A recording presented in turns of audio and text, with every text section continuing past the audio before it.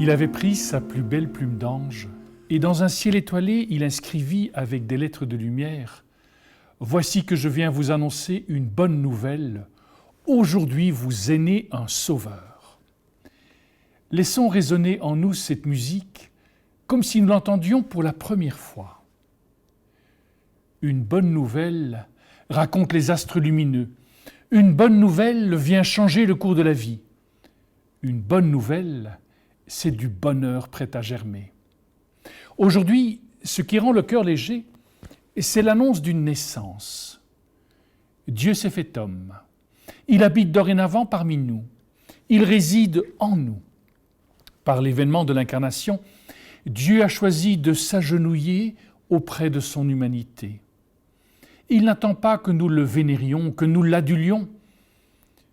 Dieu s'est fait homme, non seulement pour que l'homme devienne Dieu, écrivit déjà au IIe siècle saint Irénée, mais aussi pour que le Père puisse se mettre à notre niveau. Il se veut un Dieu proche de son humanité. Je me risquerais même à dire que malgré nos travers, Dieu aime profondément sa création, et ce, de toute éternité. Il savait qu'un jour il s'incarnerait, qu'il deviendrait un des nôtres. Il devait s'incarner pour embrasser notre humanité, afin de montrer le chemin qui conduit à la vie et afin de nous permettre de prendre une part active dans l'œuvre de sa résurrection. Ainsi, par la venue du Fils de l'homme, nous participons mieux encore à son œuvre créatrice. Chacune et chacun, nous continuons à être des co-créateurs de notre humanité. Il ne faut pas être valide pour répondre à un tel appel. En effet, tant de gens blessés par la vie ont été des étoiles d'espérance au cœur de notre humanité. Dieu aujourd'hui, tout en s'agenouillant à son humanité, dans toute sa fragilité de nouveau-né, se laisse également prendre dans nos bras. Il nous invite à nous émerveiller. Dieu si petit, si tendre, Dieu que nous aurions peur de laisser tomber, Dieu qui nous fait fondre et qui nous laisse vivre nos sensibilités les plus profondes, Dieu qui nous fait vibrer aux cordes de nos paternités et maternités. En cette fête de Noël, Dieu s'offre à nous tout en sentiment. Il nous rappelle que la vie ne s'écrit pas, que la vie ne se raconte pas.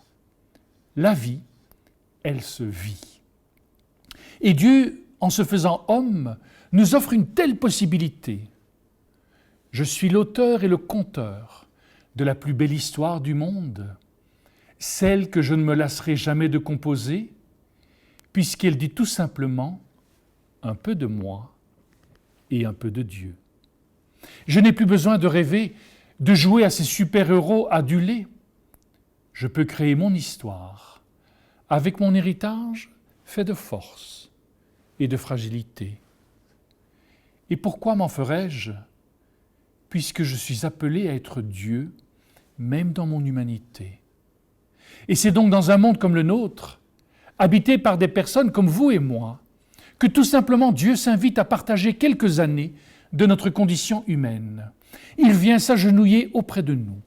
Il nous invite à nous émerveiller de tout ce que nous avons pu vivre depuis l'instant de notre conception.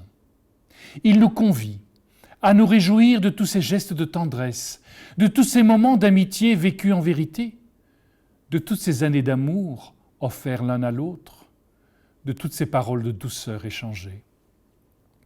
En cette fête de Noël, Dieu nous propose de les cueillir pour oser nous les offrir à nous-mêmes. Dieu vient à nous, Dieu est en nous, agenouillé auprès de nous.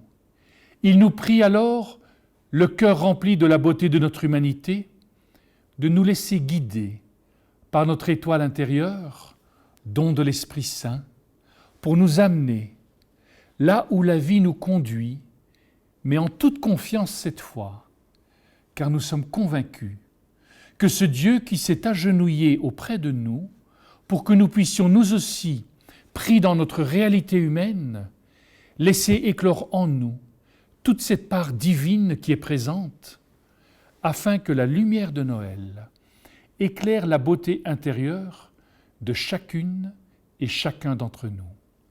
Par l'événement de Noël, Dieu est avec nous, Dieu est en nous, il vit agenouillé au plus profond de nous. Pour nous rejoindre, Dieu a choisi la nuit, la fragilité, l'insécurité. En ce moment de Noël, la toute-puissance de Dieu prend le visage, le corps d'un enfant tout petit, désarmé, vulnérable. Ces chemins, ne seraient-ils pas l'étoile qui illumine notre aujourd'hui, nous qui sommes nés poussière d'étoiles?